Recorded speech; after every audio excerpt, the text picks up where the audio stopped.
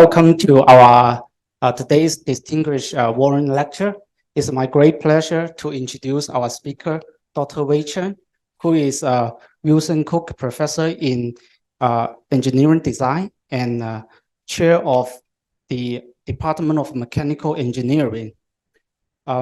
She is also served as the Director of Integrated Design Automation Laboratory. She is also currently the president of the International Society of Structural and Multidisciplinary Design. Dr. Chen graduated from Georgia Institute of Technology in 1995.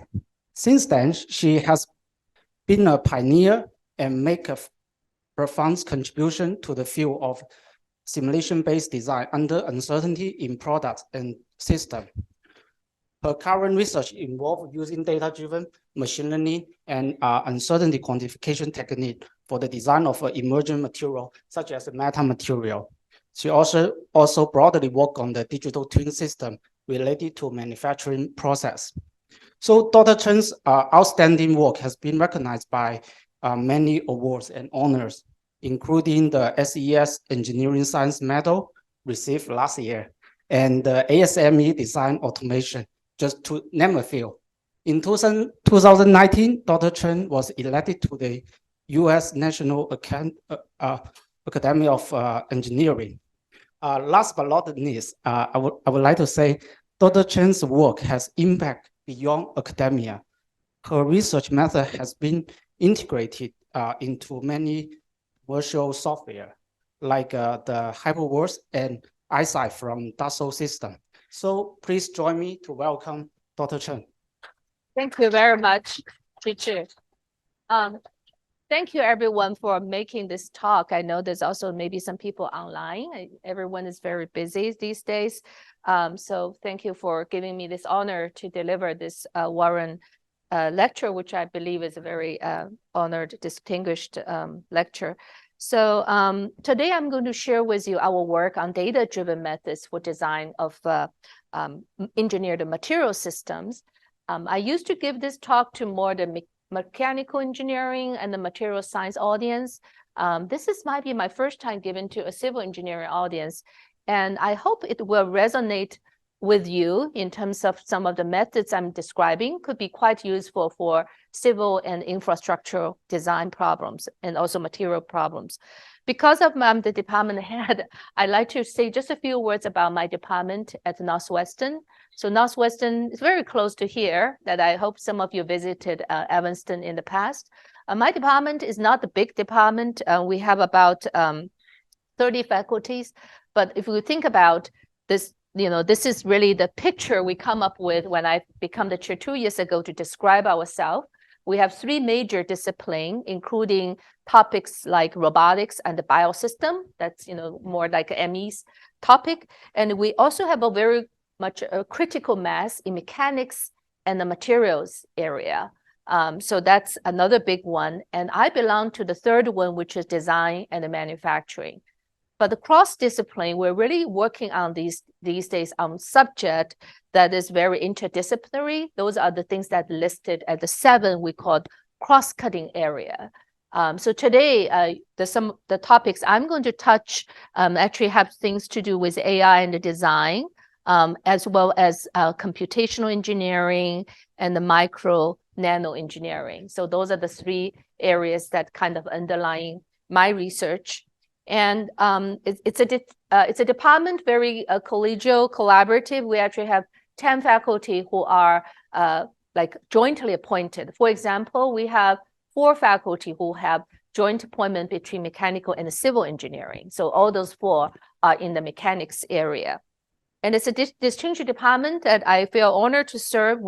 During the past 7 years, we had 6 people elected as National Academy member, almost 1 every year. And this percentage, I think, is the largest among all the US institutions. 6 over 30 people are now NAE member, and we have 1 NS member, and then 4 National Academy of Innovation Academy. That's another academy. And we also have 8 like different editor-in-chief in different areas, such as robotics, design, manufacturing, as well as mechanics. So the most recent ranking, 2023, from the research.com, which is purely based on citation, ranked us as the number 6 in the world for the mechanical and aerospace engineering program. And that's basically based on citation, not on the other data. So it's a great department to serve, to lead. And in I also lead a group. My lab is called Ideal. Ideal, you can kind of guess that we're looking for ideal solution, and optimization is one of fundamental technique that we use in our research. So some of my fundamental methods actually are more like, I would say, more rooted in operation research, industrial engineering, and the statistics. So we're using statistical methods, and these days broadly AI, machine learning techniques to help us to support engineering design. And design is not just product design, it could be manufacturing process as well as service, decisions. So it's a whole product realization. So in my early career, I've been developing lots of methods for what we call algorithms for design under uncertainty. So engineer can use physics-based simulation to do design and also take into account uncertainty. And so as Chi mentioned, our algorithm have been integrated in commercial softwares, but the most recent decade, majority of my research have been devoted to design of engineered material system. And that maybe partly is reason is because I moved to Northwestern about 20 years ago, and we have very strong material science program, and we also have strong mechanics program, and also manufacturing. So naturally, this is a subject that I will show you, there's a lot of cross connection between all these different topics. And it's also an area that I found that the methods for design under uncertainty can find lots of use, because the stochasticity of the system really needs methods to quantify the uncertainty and then study their impact. And then lastly, so my research here is a very small portfolio because I'm doing engineering design. I actually teach engineering design course like capstone design. So there's a strong human aspect, right? Always in the engineering design process.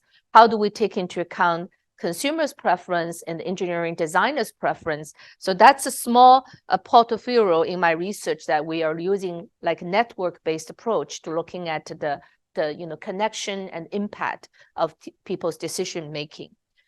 So coming to the major topics today is I want to talk about really design of advanced material systems. So you may ask, what make it advanced material systems, right? So by definition, we mean those systems are engineered material system by changing either the composition or the underlying structure of the material to achieve very special superior property, performance, and functionality. Okay, so it's a very broad definition, but I'm giving some example here that you can see that these are the few representative example that really have a societal impact on clean energy, defense, as well as human. This is for drug delivery problem, right? So it has direct impact on the human well-being. So it's everywhere. The impact can be very large, and the acceleration of material design, the need of doing this was brought up almost a decade ago by White House it's actually launched by Obama administration. It's called the Material Genome Initiative. How many of us here heard about this? Material Genome Initiative, few of you, right? So the motivation is to accelerate material design, usually takes 10 years to design a new material, to cut into half. 5 years, still very long, but it's quite a reasonable target to design new material using the information from computer simulation. The 3 circle here may be difficult to read, is the computational modeling, physical experiments, as well as digital data. So the digital data could be data like you collect from sensor that monitor the real behavior. It could also be data that you use computer to generate. Like if your computer simulation is very expensive, right? You could actually generate the data and use that into your modeling and into your prediction. So it's really integration of 3 aspects. So many of the colleagues I worked with, they focus on looking at this transformation relationship between processing to structure to property and the performance. So it's more like a forward analysis. And in my research, because I'm a design, research group, we look at more this as an inverse problem, right? How do we, given some goal and the targets, how do we quickly explore this space so we can find the solution in this different space, processing, structure, as well as material constituents. So this is more beyond the material science, and I think in this similar in civil engineering and mechanical engineering, we care more about the performance, right? More than the property. But the link here or the differences here is really brought in by the difference is that now if you have a geometry of something, okay, like a part, machining components, right? Now you have to worry about performance more than property. So property is a point attributes, like each location of a structure, you have property, material property. But if you think about a whole structure, right, a system, then you're talking about performance. So really the mechanics is really a add-on to material science that you need to assess the performance, which is a very complex problem because you have very high dimensionality. And I'm going to go into more about challenges in the next few slides, but I want to just point out some of the things that we have designed in the past decade of material system. It's also just give you example about what we mean material system, right? So on the left, what you see is we call the design, the new material, okay, design the material. So on the left, you see examples such as microelectronics, nanocomposite material, MOF, structure. So those collaboration actually involve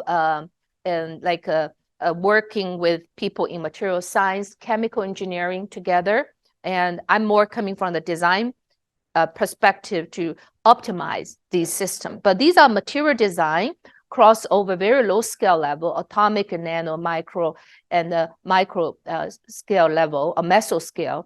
But when you look at the right, we call this design with the material. So now the new material, artificial material is created. How do we use in the structure, right? So I gave some example of parts that used in automobile or even in tire. You could have a structure, right? Not just a material.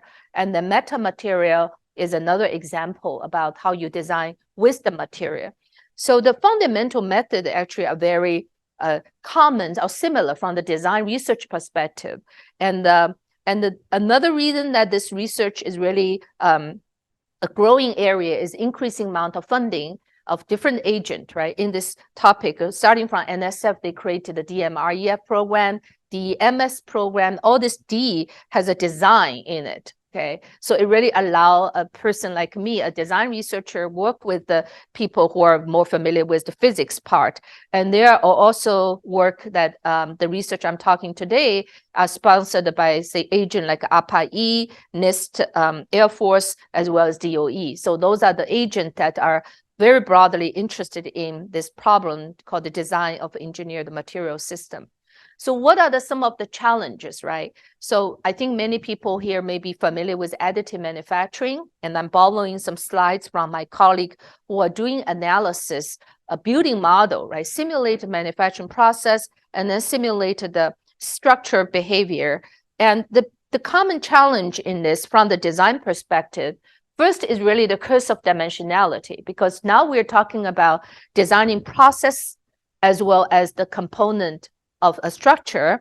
And so the dimensionality really increases. And if you think about the geometrical design, and if you define an elements, right, of a geometry, it could lead to thousands of elements, right, or even more, millions of elements. So the dimensionality is a big challenge.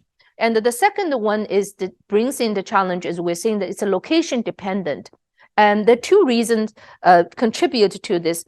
First, any manufacturing process will introduce heterogeneity in material. If you think about if you bend a structure like into a certain shape, right? And the material property is not going to be the same at each location.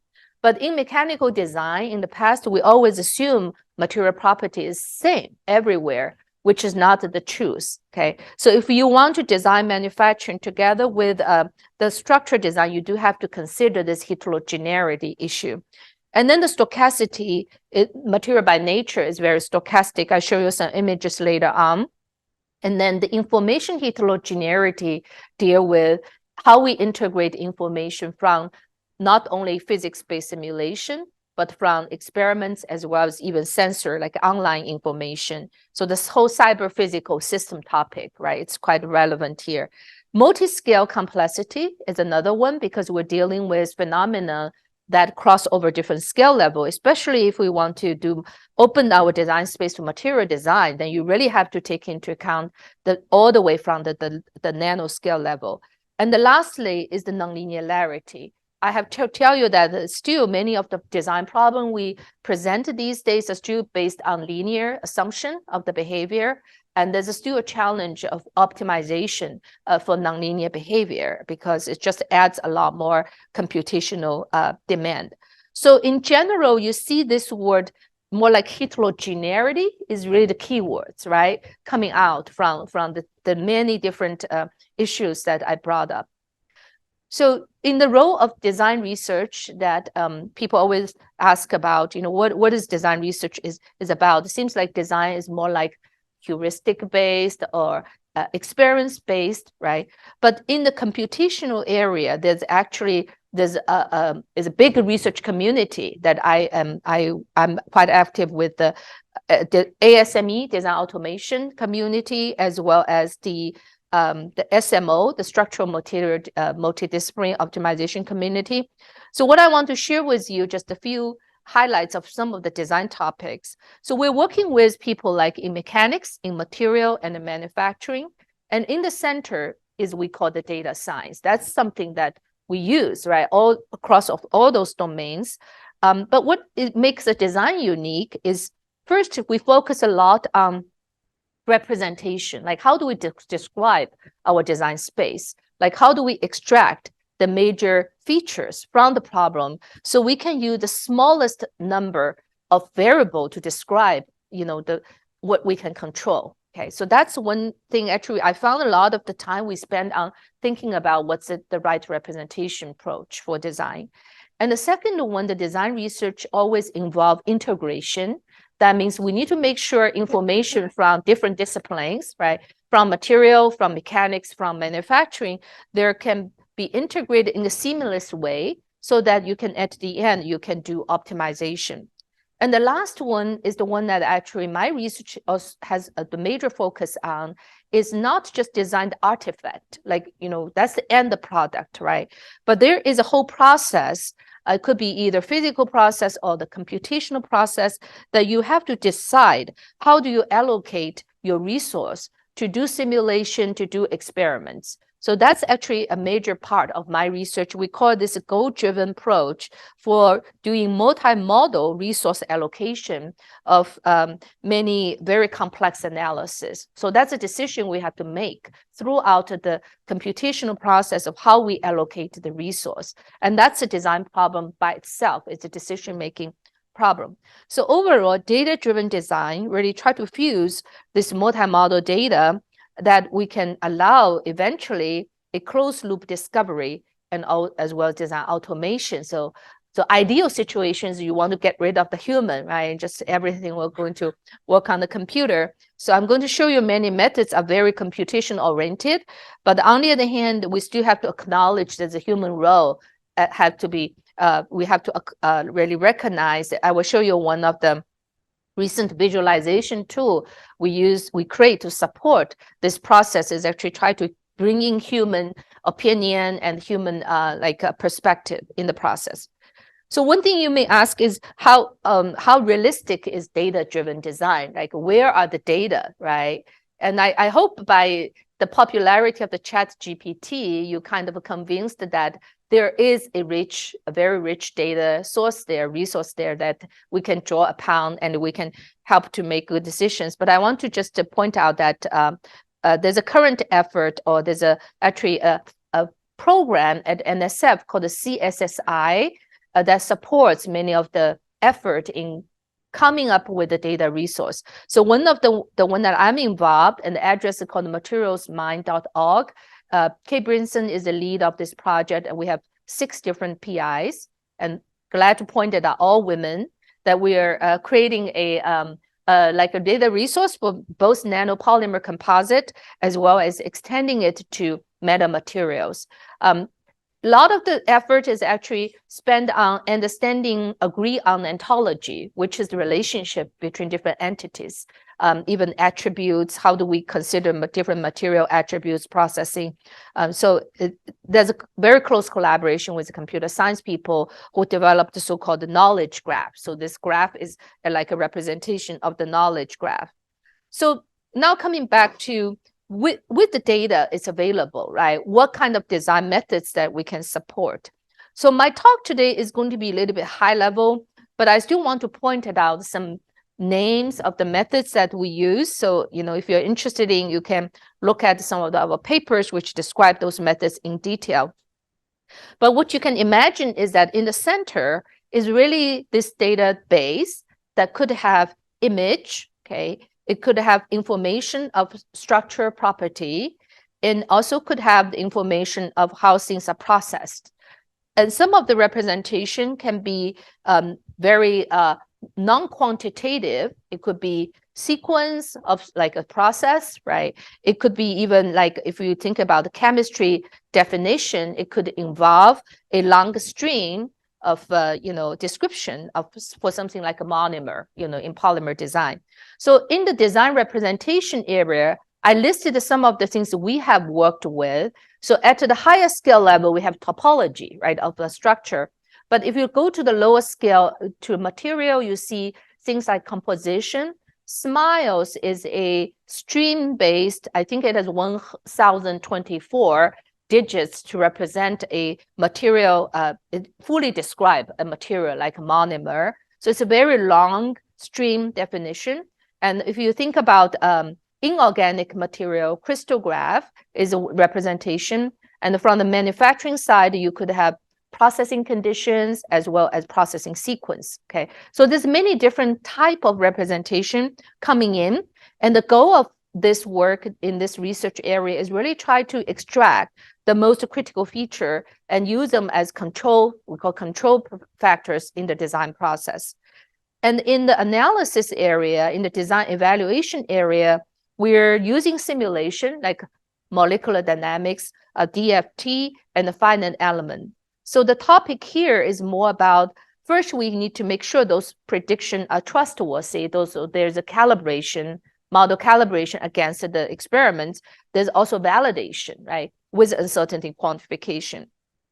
And design synthesis is another subject. The question here is really, how do we search this humongous design space and to find a solution that meets our objective and requirement? So I'm listing some example methods we're using.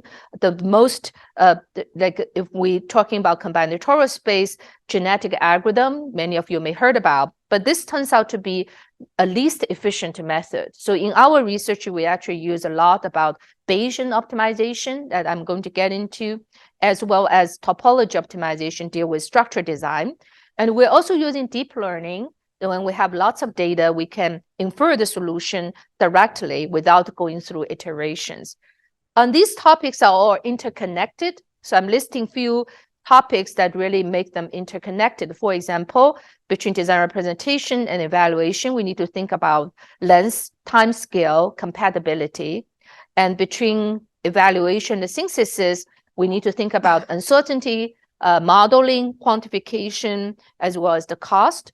And then lastly, between design representation and the synthesis, we need to think about how do we search the space may have both quantitative as well as qualitative variable. And that we runs into that a lot in material design problem, because chemistry element can be just different element. You choose them, so it's become a combinatorial problem. And some other structure design, we also try to use qualitative approach to kind of the type of structure rather than the design, the individual structure, which may involve thousands of variables. Now we are designing in a qualitative way, say what type we should choose. So all this come together needs some new methods to deal with design synthesis problem. So I'm going to move into each of those topics and show you some example of methods. So for design representation, we're really dealing with two different types of representation. One is deterministic, which is on the left, and one is stochastic, which is on the right. And which one to use largely depends on which manufacturing technique or fabrication technique you use. So if you have a 3D printer, you could use a deterministic representation, right? You can design them precisely and then fabricate them. So many of the metamaterial design kind of falls into this category. But if you do architecture design at the nanoscale level, then it really makes it very expensive to fabricate them. It's not like it's not scalable. So stochastic approach, manufacturing technique like mixing, extrusion, and all those techniques are very scalable, but they will lead to structures such as this kind. So they have some kind of a pattern there, right? But you need to describe them in a stochastic way. So we're using methods such as correlation function, spectral density function. We're also using methods like deep learning to represent, those structures, very high dimensional complex. So I give you two examples, which at two extreme of representation. One is a method we found is very useful called the spectral density function approach. It actually has been used by people in physics for a long time. And what they do is instead of looking at the original structure, which could be quite messy, they transform it using spectral density function, Fourier transformation, basically. So this is in the spectral domain. How does it look like? And this is something like a ring, right? So in optical area, it actually has a very good meaning that when you have a ring, it means it can achieve certain color, okay? Different size of ring achieve different color. But now look at the representation of spectral density function. Here, it's a step function. So now we only have two variables, the lower bound and upper bound we need to design. Okay, so the dimensionality, you can see it reduced significantly, right? From this, many, many elements to just the two variables. And we found that most of the structure, based on the fabrication process, it may end up with different type of spectral density function. Some of them are more like a normal distribution, some of them are gamma distribution, but there are only 4 or 5 different types, and each of them only have 2 to 5 variables. So now, if we know what's the manufacturing process, we could actually first produce many specimens, and then we can analyze what's the underlying spectral density function. And then we can use that parameter as a design variable. So now we significantly reduce the size of the problem. And this picture shows that when in the natural system, right, a bird, when the color is blue, it actually corresponds to, it could be accomplished by 2 very different structure. One is like a particle shape. The other is more like a channel type, right? And they achieve the exact same goal, which is give you this pure color here. So that also means we could, design is not one-to-one mapping. It's actually one target you can achieve by many different ways, okay, as long as they satisfy the spectral density function. So the other extreme is the white colored, like a bug here, and you can see the underlying structure is very disordered. Look, it's much less ordered, right, compared to the one on the left. And the underlying function is like this function. You could just use 2 or 3 variables to fully describe this function. So that can also be designed. So that's really example to show that we could reduce the dimensionality. We call this physics-aware dimensionality, like a reduction. And we found many property, not only optical, some of the viscoelastic property in polymer, that we could create very good correlation between those parameters we used in the spectral density function with the parameter that the property in the property space. So we can build very good machine learning model, right, between structure and the property. So the other extreme is a very complex structure, and one of them is civil engineering related.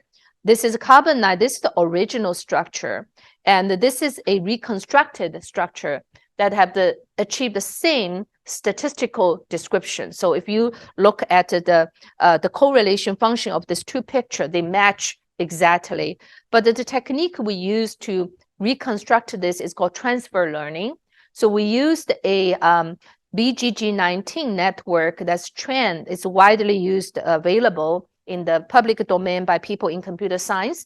They actually trained this network using images from cats and the dogs that you think these are totally irrelevant images. But what's happening here is that you basically are interested in, it's a convolution network, right? You're interested in how you predict what's the structure based on neighbor structure, right? So your training data is more like, you can imagine it can scatter through this whole images and it creates a lot of local machine learning data and then construct this model. So using transfer learning, we only need one image to begin with. We don't really need lots of image. Then we can reconstruct this image. So another example, very complex copolymer, we cannot use the spectral density function method I talked about earlier for this kind of complex structure, but we could use neural network. So that's called transfer learning. The other one is generative machine learning, and that's where we want to design a new material. So that means we could collect many different images that they may be produced by different processing technique, and then we can learn from them different processing condition, the same technique most likely, but different process condition like change temperature or something. And then we can learn this, and we also have a paper published that we can create a generative model between the structure and the property. And our experience shows about 1,000 to 5,000 image would be sufficient. And now we can do design. Basically, we can say, give me any property you want. I can tell you right away what is the structure look like. Okay, so that is generative machine learning. So this is the area that I think this deep learning technique can play an important role. I think there's some maybe similar application in the civil area that could benefit from this kind of methods. And once we have the design representation, the next thing is design evaluation. So a technique we widely use is machine learning, right? So I'm listing here some examples starting from like just polynomial to Gaussian process modeling is a technique we use widely, extensively in my research, and I will tell you why. And then deep learning technique, like build a neural network. So we have to decide, right, which technique we want. And it's problem dependent, and it's also scenario dependent. So here, I will show you some example that is good for big data. Some of them are good for small data. And also some of them that we developed is really good for mixed variable, have categorical variable as well as continuous variable that coming in together. So start with the big data. The big data machine learning is really good for problem that we want to take into account heterogeneity and the multiscale simulations. So here is example to show you that we want to study the behavior. This on the structural level, it's a composite. It is a woven composite. And as you can imagine, this is a little bit exaggerated, but the particle volume fraction can be different at different location. The size can be different, and maybe sometimes the orientation of the fiber could be a variable that could be different due to the manufacturing process. So we call this M. M stands for microstructure, okay, structure definition. And each of those ingredients has its property, so that's P. The property can also be different because you can pick and choose different things in the composite system, right? So the constitutive relationship is the one that we use machine learning, and we found this very useful because it's path dependent, meaning from this is epsilon 1, epsilon 2. If you go from this point to this point or this one to this, the strain inputs are different, the path is different, and they will lead to different property at the end. So this, from the machine learning point of view, you want to build a model that predict the stress at a particular time as a function of the strain in the past history, as well as the both strain and stress. So for the strain is epsilon for all the past cases, including the current one, and the stress is only for the past cases, okay? So that's the constitutive relationship we're interested in. And this is a perfect case to use a method called recursive neural network. So we collaborated with a couple other people. This first author actually was from Professor Chen group, and we also have people from Professor Wing Liu's group in mechanics. So this is a problem that we show we can use about 15,000 sample, that with inputs, we create many different paths of this strand. Okay, they're very highly fluctuating, could be anything. And we also create lots of different microstructure definition and property. And we build a machine learning model that do this sequential deep learning on recursive neural network. And once this model is built, the accuracy is great. If you look at this curve here, just to show and the different inputs, the match between the data and the prediction is excellent. And once we have this model, now we can use it for larger scale simulation. Now each location, we can use this as our material law. And we can also come up with, this is the yield surface by looking at extreme situation. So in the past, the yield surface is mostly identified by experiments, okay, like doing some experiments. But here we can use a computer model to create this yield surface, really the boundary, then use that in the further analysis.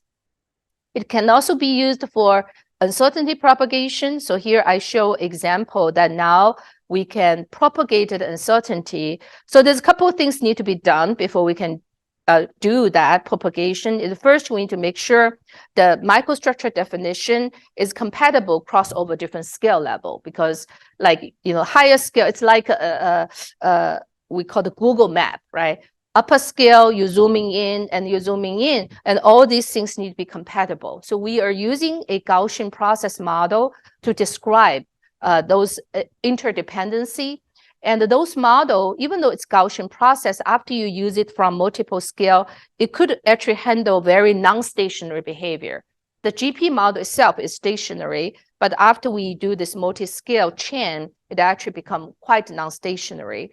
So we can analyze the impact. And this one, it shows a linear behavior. The impact, you can see that it's not huge, the mean value as well as the uncertainty bound, okay? And these two pictures shows the mean value, how they're different at different location, as well as the variance that due to the uncertainty. And uncertainty comes from the stochastic representation of the microstructure. So that kind of gave you some idea about, a range of possible predictions.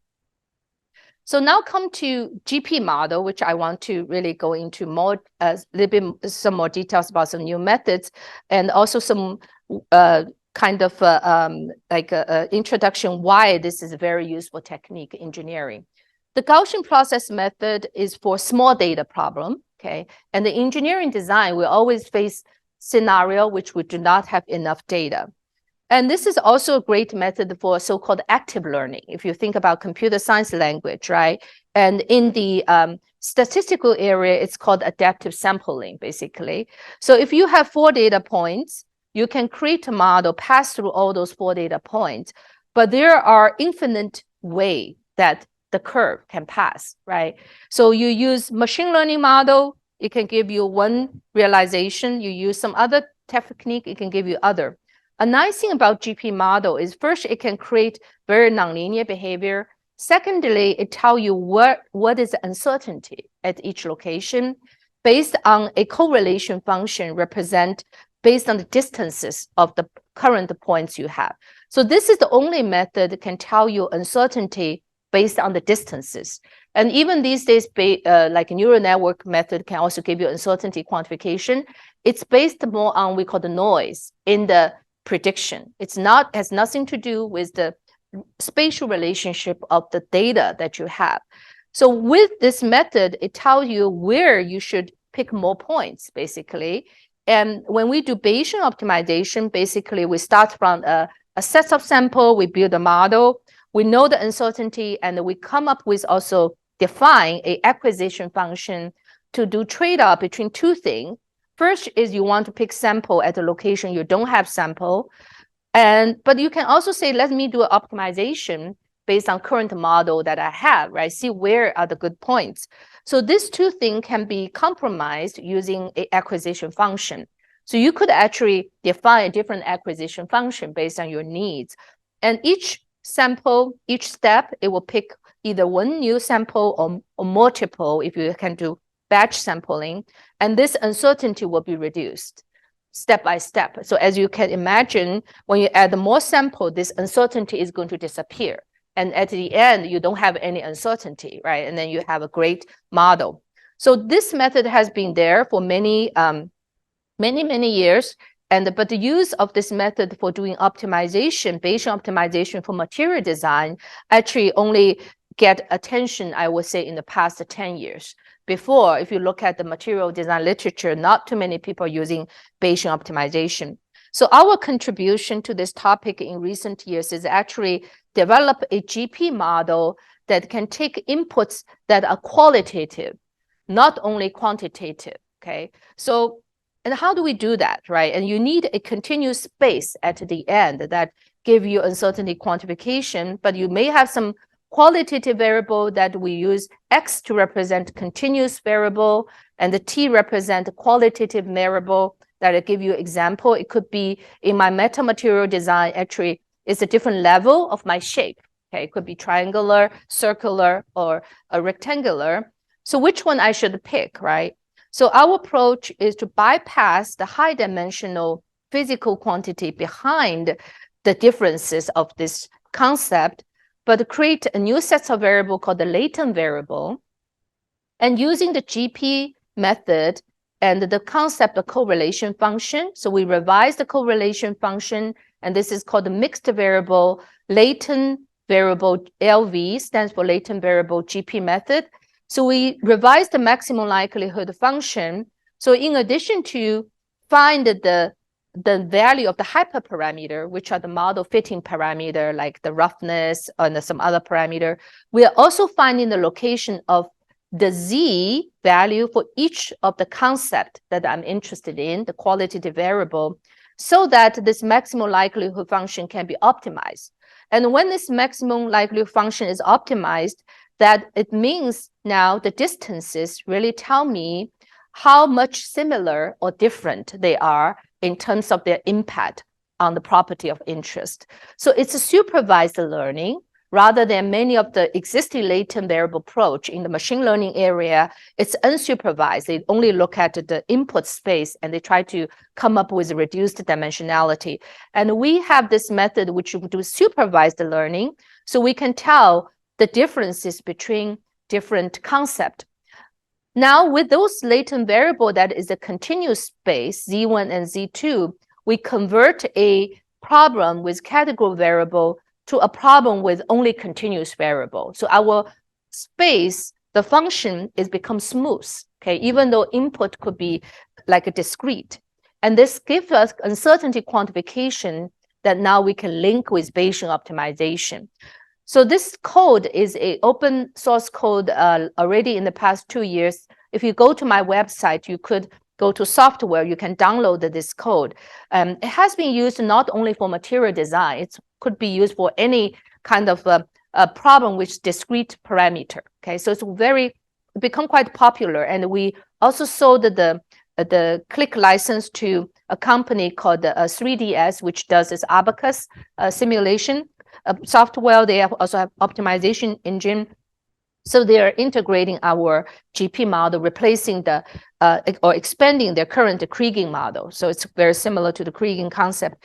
And we showed how we use this for 3 different material design problems in the scientific report for supporting like a microelectronics design, for solar cell design. So basically you can treat those variable as category variables. So I'm going to show you some examples in metamaterial systems. I'm giving some picture here just to have a visual understanding about what we mean, right? So metamaterial, you can think about this is a humanly made artificial material, and the major emphasis is really on manipulating the architecture. So mechanically, it could be like a negative Poisson ratio, right? And optically, you can have cloaking optimal cloaking, and also for thermal problem, it could also be used for thermal concentrator and then many different functionality. So the key thing here is how we design the architecture. But the challenge of doing this is that we found that most of the system that we design really needs you to design heterogeneous architecture. So if you look at the topology optimization literature, they assume this unit cell is same everywhere, so it's repeated. But in real system, like the soft robot, right, in order to deform to this shape that you want, you actually like to have this structure have different stiffness at the different location. So that means you can either achieve that by changing the material or changing the architecture, right? Or both. So achieving the property can be accomplished using both ways. But what does it call for is really a method that you can design heterogeneous structure. And same with this is a cloaking problem, optimal cloaking, right? The object disappeared. That's because you have designed in this surrounding area to make sure that there is a heterogeneous distribution of your property, and then it becomes invisible. So existing methods are very much like a unit cell based, but they're repeatable, and they do not suit our purpose. And what we need is more like a method which can assemble. So our concept is called building block, that we're using a data-driven method to create database of unit cell, and then we can then link them together, assemble them together to achieve different purposes, different functionality. So like using butterfly as a analogy, we're not only just designing the butterfly, the overall shape, we're designing the architecture, a structure at each different location by choosing different material or choosing different geometry. So that's our design space. And the design methods we use is a combination. You probably see some machine learning work that's using data-driven to do topology design. We found that oftentimes you can still not beat the traditional topology optimization technique. But what is used for is for a multi-scale design problem that we actually can combine topology optimization with machine learning technique. But here, the topology optimization is not to design the architecture, but to design the distribution of the property, okay? And actually, the similar concepts can be used. So the picture here shows we designed the geometry, okay? But in our multi-scale design, we actually use this to design the optimum property distribution at different location. And then we go choose what is the best structure. So there are two different approach we're working on. One is called a bottom-up method, and one is called a top-down method. So the bottom-up method here, create a database of those unit cell and come up with the constituted relationship, as I showed you earlier for the other problem, and use this relationship at each location of the structure. And at the higher scale level, we use topology optimization as a synthesizer. So you can see here, these are the compliant mechanism that this structure, the similar functionality, you want to apply a force to achieve certain displacement. And we found that using this approach, we can do 167% more displacement compared to if you use unit cell. And here the decision include both soft material, hard material, so you have a choice there. And then you also have a choice of 8 different architectures. And using the LVGP method, we could actually create a data set, come up with a machine learning model. And on top of that is the understanding of the latent space. So here it shows these several concepts are very close to each other. These are the cubic geometry. They have very similar property at the end. And there are some concepts are very far apart, from those locations, and similar in the 3D. And we further expand this to methods which can do blending of different class of unit cell. Then it can create what we call the functional graded design. And by introducing the angle and also following through we call the sawtooth function transformation, we can also do design that has a different angle. So then you can see this is the final structure that now we're not restricted by the orientation of the unit cell. So that's the top, we call the bottom-up methods. And the top-down methods start with the design of the property and then go to design pick and choose the unit cell. And there are some optimization technique to making sure that these are fully compatible. So I have a string cloaking example that it's published in the PNS that shows that we could actually like start with the geometry. You see some displacement, right? This is the displacement magnitude. If you have some inclusion, for example, you put some hardware in the middle of a soft robots, and then you can see there's a distortion of the displacement. But what if you want this displacement to be the same as without any voids, right? And this is called string cloaking. And it turns out to be a much harder problem than a optical cloaking problem. But the solution is really to design a outer layer, and this shape can be arbitrary. It's a solution of a design problem. And each unit cell, we can choose the right architecture, we could actually achieve the same, displacement as the original one. So I will not go into details here. I think we are kind of up at the hour, but just to show you some other issues that we're facing or looking at is like data quality issue, data diversity issue, as well as uncertainty quantification. So if you have been working in the like using deep learning, those methods, you know that now you can actually create a space that link all the different class of structure together in a latent space, and you can move right from one to another.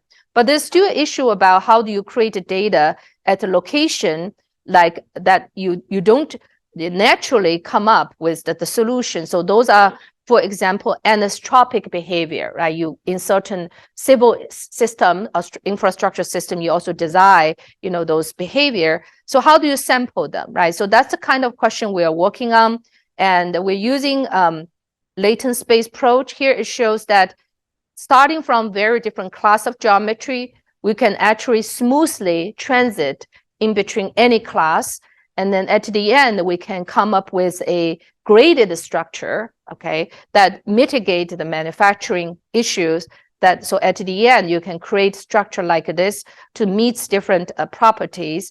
And we can also using active learning to sample the data. So this evolution showed you that with those method that you could actually get more data closer to what you want, like the anisotropic behavior. So the distribution here shows that the blue one is the one shows that now we are able to accomplish to peak number that's far away from the diagonal. The diagonal is the isotropic behavior. That's the area we don't want, and we want to go into the anisotropic behavior. So it can allow us to push the boundary further.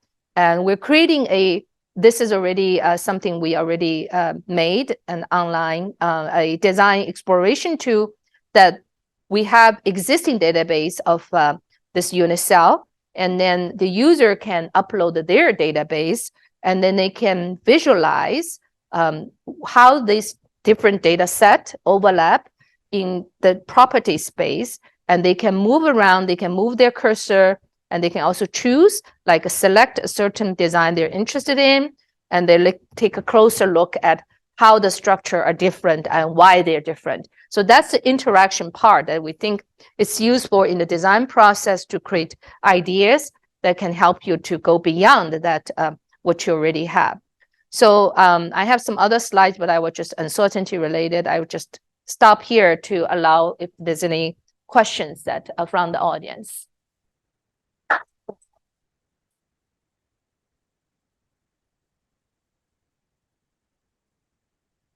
Yeah. Okay. So open the floor for. Wait, let's look at material design, let's say advanced material design, the way it would have been 10, 15 years ago before the learning revolution. But think about, let's say, those that work on polymer nanocomposite that you and I work on together for some time. We would do something like a statistical volume element analysis. So we come up with a unit that is statistically representative of a large array of samples with heterogeneity and randomness. And then we would use that to do material analysis and design. So if you compare that to a unit that you would build with, say, a data learning technique today, what would you say is the net advantage, the biggest net advantage that this would buy us today compared to what a statistical volume element would 10, 15 years ago already? Yeah, first, the reason we use statistical volume element is because we do not have the computing power to do the full volume element, right? The RBE that we cannot afford to do that. I think that's the biggest differences. But I feel like for a system like the particle system we worked on, together, you do not need deep learning at all because you only need a few parameters to fully capture the behavior. So I do not see deep learning will come up with things that are much better than what we had. But deep learning could be used for more complex structure and more like, here, the architectural material, you could end up with very complex unit cell, like the geometry, that I think is more useful in that regard. So personally, I feel the method we had many years ago is quite good, and if we have more computing power, we can do RBE instead of SVE, then we won't have uncertainty issue associated with that.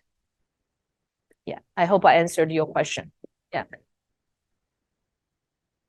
Thank you, Wei, for the excellent talk. I have a question regarding the performance metrics you use. For the current time, have people thought about using reliability-based performance metrics? For example, I'm not only interested in failure, but I'm interested in the failure at what risk. Yes. So yes. is that the tool is advanced enough to do this kind of a double loop reliability-based optimization? Yeah, I think it is very much possible that we can integrate with the existing method in reliability engineering, right, to do this work. But the reason you do not see that many, I think there's several reasons. First one is that in reliability, we're always talking about the extreme behavior. So extreme behavior, you really need to know the constituted law of the extreme behavior.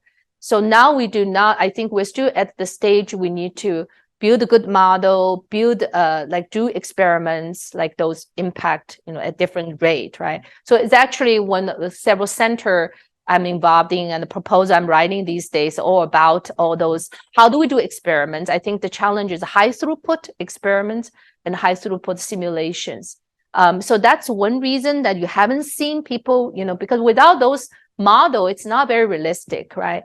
The other thing is, I think even if you have those model, then how do you do multi-scale simulation? It's not very obvious because the homogenization theory does not apply. Like the example I showed you is based on homogenization, that the information is passing one layer to another layer. But when you think about those extreme behavior, you have to think about like the window size can change.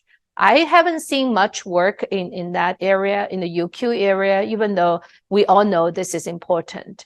Yeah, so with all those reasons, I feel it's not very meaningful to talk about reliability-based design of using the microstructure-based model. But there's still practical work that talk about reliability-based design, but that's usually assume the material is already designed, right? Material, there's no issue that you just you have some experiments figure out its law, and then you do the design on top of that. But that's the thing we have been doing for many years, So how to bring these two together? That's still an ongoing topic. Thanks. Yeah.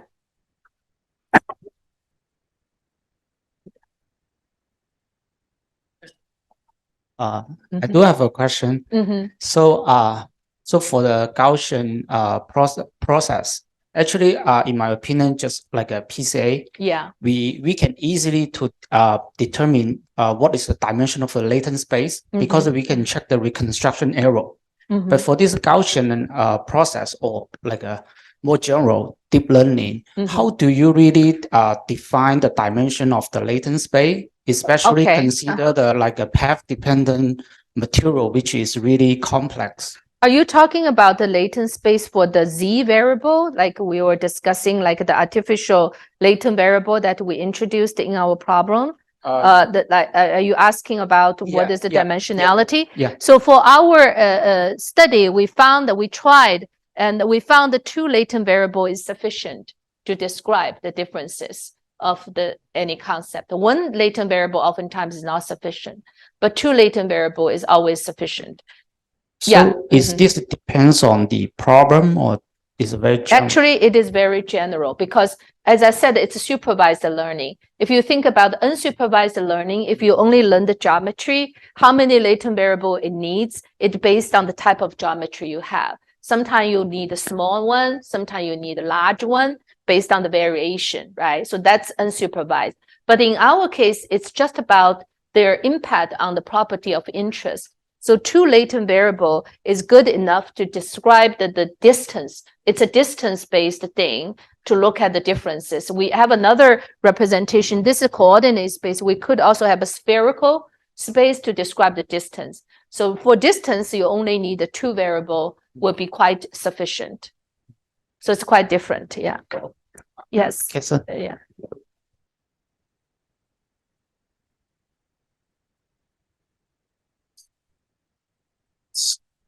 So I have a question about the deep learning model. I saw in the beginning you showed this VGG19 model, and you have the inputs and you get the outputs, which is basically the design material. Yes, this one. I'm just wondering, for instance, what kind of criteria you use for training the model in order to get these kind of results, and also how do you validate the output of the model? Do you use any kind of adversarial training or something like this? Yeah. Very good question. For the transfer learning, I think the transfer learning, the neural network itself, the architecture is already decided. We don't touch that. That's already, that's in the literature. But what is done is this encoding and decoding, like the part that, we have some algorithm that's written for that. And basically, there's not much training you need. That's not training based, but it's transfer learning based approach. But how do we assess? Like maybe there's some parameter in this process, you still need to tune it a little bit to make it work, right? But how do we assess it, which I do not show here, is we actually plot the correlation function of the original image versus the reconstructed image. And that correlation function could be 2-point, 3-point, and there's a higher order correlation function to describe whether these two match. So it's called the statistically equivalent, basically. So that's not shown here, but in our paper, we have showed all of them are, match exactly. So that's from the statistical point of view for assessing how good it is. all right. So due to the interest of time, let's close the session. Let's thank the speaker again. Yeah, thank you. Thank you.